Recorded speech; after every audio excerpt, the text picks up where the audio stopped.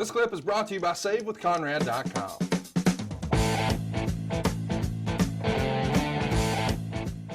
So Wayne says one night he was coaxed into going into a wrestling show, and soon after he thought, man, I could do this. So he gave his resignation in the middle of the school year to go to Mobile, Alabama to wrestle. And of course, as luck would have it, the territory closes before he could get there. He winds up trained by your man Welch, and he described the training as grueling. He says around that time, he began a friendship with one of the other trainees who would go on to be Coco Beware.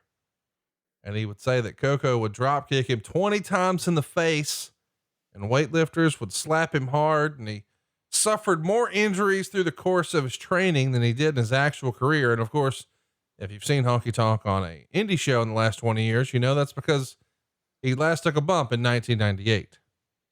No, maybe 88. Listen, this is, an area of the country we don't normally talk about because you were in Texas, but training with the Welches and working with Coco Beware, that's kind of cool. Yeah, it is, you know, and again, you talk about that East Tennessee, and then you talk about Alabama and some of those areas in the Pensacola, Mobile, and that area where the Welches were, and the Fullers. Again, another wrestling family. And those guys would sell the territories over and over and over again. I bet you that the Fullers and Welches probably sold their territories, I'm not exaggerating, at least 5 or 6 times. Right. And then they would wait till the guy goes out of business, and then they'd go back in and open up. Right. And then they'd sell it again.